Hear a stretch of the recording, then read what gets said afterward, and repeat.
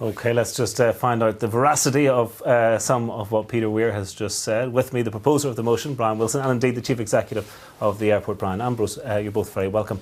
Brian Wilson, first of all, have you ever flown before? Yes, I haven't flown recently, but I certainly flew in the 1960s and 70s. Give up, I think, about then. But just on that point about, I mean, we're seeing actually a lot of fence sitting here on all sides, it seems, with people wanting to have it both ways. But to some extent, it's a fairly weak motion even for the Green Party to say you want a public inquiry. Why not just come clean and say you don't even want the airport there at all?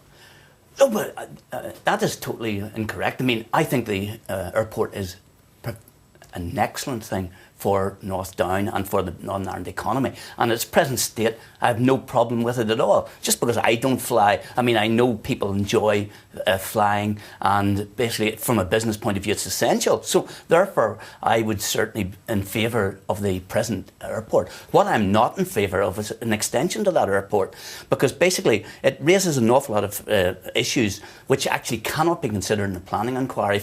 There are economic issues, structural issues, environmental issues. So just to clarify then, you're against an extension of the airport. Again, therefore, why not just put that down rather than ask for a public inquiry?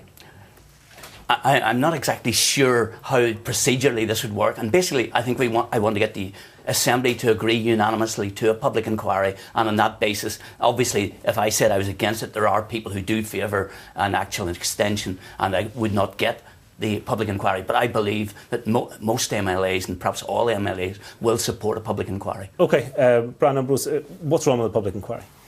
I think there's nothing wrong with a open, transparent public process where everyone has their say, all opinions are made known, and then the planners, based on all that input of information, make an informed decision. It would be our view that we have such a process. I think it's inconceivable that any possible new ideas can be brought to the table. This has been debated for a number of years now. So if you mean open, transparent public process, we're fully in favour. If it's an abuse of the planning system and people are calling for a public inquiry to stall development, then in that sense we're totally opposed to it. Why don't you take a leaf out of John Lewis's book? I mean, in terms of the Sprucefield development, they've said, yeah, bring on the public inquiry. They know there's a lot of public controversy. This will be a place where it can be aired, and then people can see what the conclusions of the inquiry are. I think John Lewis' expectation, having made that statement, they'll probably get a decision in 2009. If I thought there's a process that would give a decision in 2009, I would welcome it. But I think public inquiries cost taxpayers money. They have huge legal fees associated, and there has no one yet has put forward a valid reason for a public inquiry. They haven't said what's missing in the current process is X, Y, Z.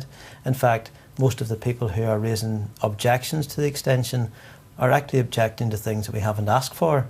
So it's a much more boring debate when you get down to a company having asked to extend the runway within their site boundary, using their own funds to allow the same aircraft to fly further. That's not much of a debate. Well, it's a debate for the people who you're flying over, who are affected by the noise. Well, if you keep it within the confines of what we've asked for, the debate is that the aircraft flying overhead may now be going to a different destination. But there are two distinct documents. There is the planning agreement that governs what we can do as a business.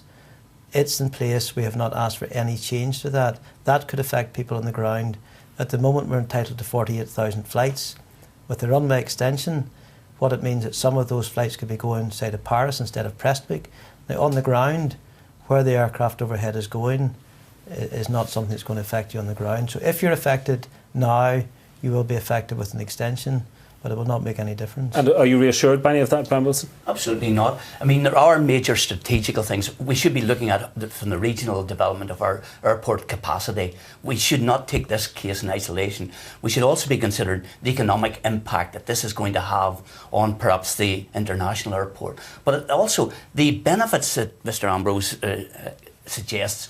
It will be displacement. I mean, the tourists will come in the city airport rather than the international airport. That doesn't do anything at all to the actual Northern Ireland economy. Is that not a fair point? I mean, it's a bit like retail development. A big shop somewhere else merely takes perhaps jobs from the other big shop down the road.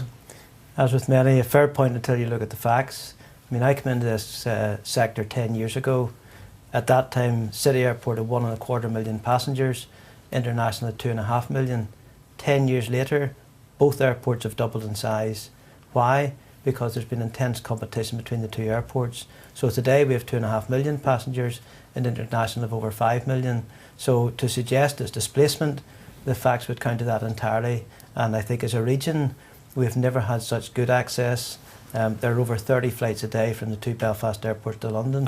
Are you worried? How long do you think a public inquiry would take? I mean, if you say 2009, you'd be happy with the decision this year, but what's your concern about the time frame of a public inquiry? I think if I reported back to our shareholders that there was a public inquiry, A, they would ask why, and B, how long, and I would anticipate it could be 2-3 years would be a typical expectation for a public inquiry. And that would kill the hopes of investment, would it? It wouldn't kill the hopes for investment. I mean, last summer, as a region, we announced to the world that this is a new Northern Ireland open for business. We've now had a new investor, a multinational company have come in and bought the airport. Not only have they bought it, they've suggested they're willing to further invest in the facility. Now, what sort of message would that send back to them and say, actually, we're not open for business and we're going to hinder your investment, or at very best delay it for several years? Okay. Brian Wilson, you've indicated that you'll accept the DUP amendment, which effectively means that this is going to be a sort of statement of intent rather than anything that will compel the Minister to actually set up an inquiry. Well, I don't think that the Assembly has the power to actually direct the Minister on anything, but I think the will of the Assembly, and overwhelming as far as the MLAs are concerned, are in support of a public inquiry. I mean, the argument to me seems a non-brainer, basically. We're actually, the economic arguments, if you actually look at the economic arguments, they don't stand up. And basically, we've got a situation here where the whole strategic situation in Northern Ireland for airport capacity should be examined. We don't do that. The last thing was the 2003 white paper, which suggested any development should be at the international airport. Okay, I'm sorry, we'll have to leave the discussion there. We'll go back into the chamber, but thank you both for joining us. Don Purvis is currently joining the debate there in the chamber. Their attitude